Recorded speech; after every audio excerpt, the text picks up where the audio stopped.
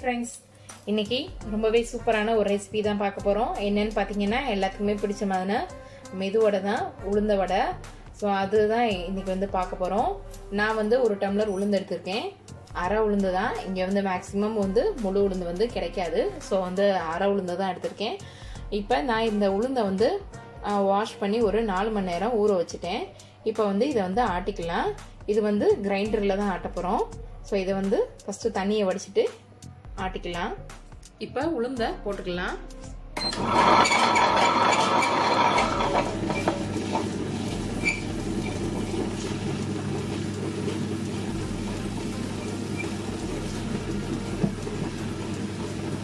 உளுந்தை போட்டாச்சு. நல்லா தண்ணியை தொளிச்சு ஆட்டுங்க. தண்ணியை ஊற்றிடாம இந்த மாதிரி நல்லா கொஞ்சம் கெட்டியாக தான் இருக்கணும் உளுந்து.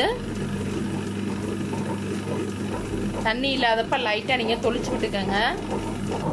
இப்போ உளுந்து நல்லா ஆடிடுச்சு. நல்லா இந்த மாதிரி ஃபுல்லாக நல்லா ஆடிடுச்சு. இப்போ நம்ம வந்து இதை வந்து எடுத்துக்கலாம்.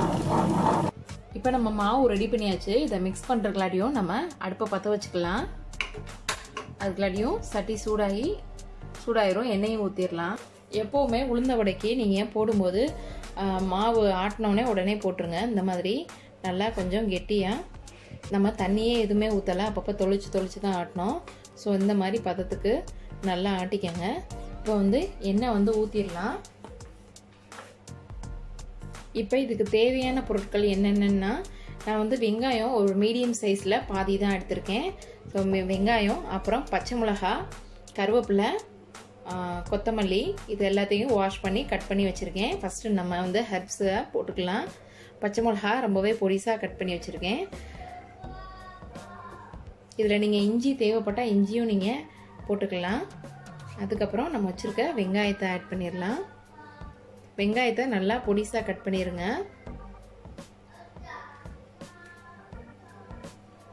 அப்புறம் இதுக்கு தேவையான அளவு உப்பு போட்டுக்கோங்க.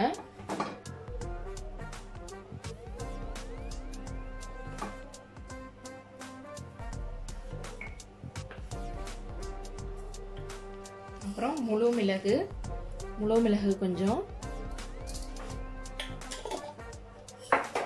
அதே மாதிரி ஜீரகம் லைட்டாக வாசனைக்காண்டி. உங்களுக்கு வேண்டாம் அப்படின்னா நீங்கள் போட தேவையில்லை. நான் ஒரு வாசனைக்காண்டி ஜீரகமும் லைட்டாக ஆட் பண்ணியிருக்கேன்.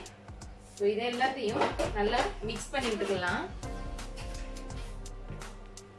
எல்லாத்தையும் நல்லா மிக்ஸ் பண்ணி விட்டுக்கலாம். உப்பு எல்லா பக்கமும் போகிற மாதிரி நல்லா மிக்ஸ் பண்ணி விட்டுக்கணும்.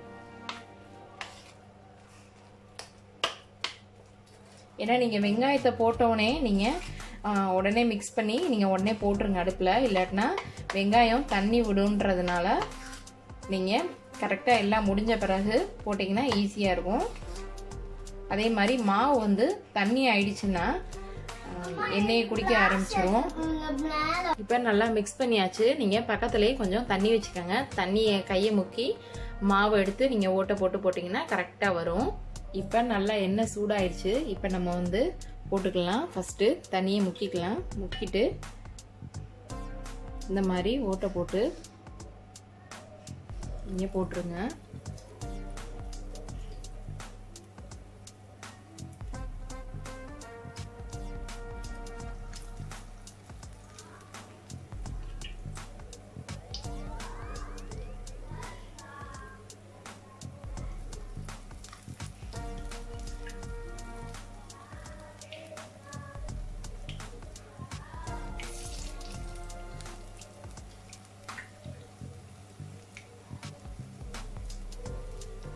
இதே மாதிரி எல்லாத்தையும் போட்டு எடுத்துக்குவோம். இந்த மாதிரி பரட்டி விட்டாச்சு. ஸோ இப்போ வந்து நம்ம வந்து எடுத்துக்கலாம். ஸோ எடுத்துட்டு இதை வந்து நம்ம மறுபேட்ச் இதை வந்து மறுபடியும் இதில் தான் போட போகிறோம். கொஞ்சம் ஆறின பிறகு போட்டோம்னா நல்லா உள்ளேயுமே வெந்திருக்கும். அதே மாதிரி கிறிஸ்பியாக நல்லா வரும். ஃபஸ்ட்டு இதை எடுத்துக்கலாம். அதுக்கப்புறம் மறுபடியும் போட்டுக்கலாம்.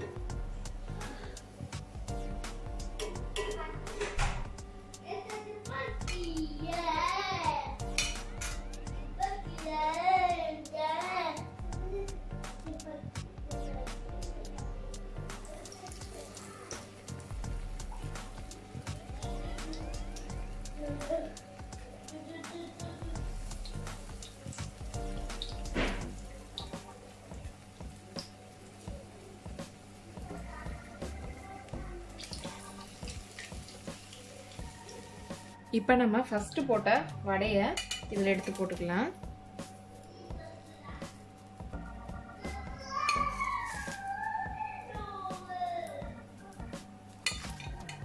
அப்பதான் உள்ளேயுமே வேகும், அதே மாதிரி நல்லா டேஸ்ட்டாக நல்லாயிருக்கும்.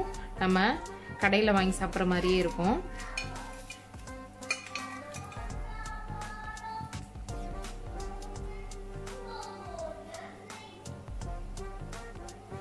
இப்போ நல்லா கலராக வந்துருச்சு. இப்போ நம்ம எடுத்துடலாம்.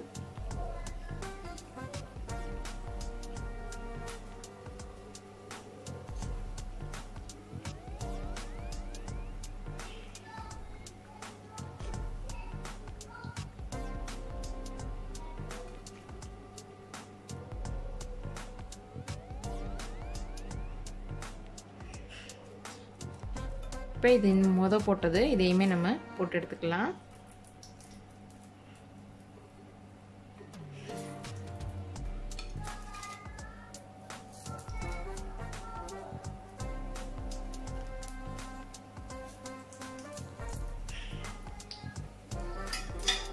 நல்லா கலர்ஃபுல்லாக நல்லா வந்திருக்கு. ஓகே ஃப்ரெண்ட்ஸ், வடை ரெடி ஆயிடுச்சு. இது வந்து ஹாஃப் அன் ஹவர்லேயே ரெடி பண்ணியாச்சு. ஒரு டம்ளருக்கு எனக்கு வந்து மொத்தம் 15 வடை கிடச்சிருக்கு. ஸோ வடையுமே நல்லா கிறிஸ்பியாக நல்லா மொறுமொறுன்னு நல்லாயிருக்கு. இங்கே பாருங்கள், வடையை ரொம்பவே நல்ல சாஃப்டாக நல்லாயிருக்கு. இதுக்கு சட்னியும் ரெடி பண்ணியாச்சு. கண்டிப்பாக நீங்களும் ட்ரை பண்ணி பாருங்கள்.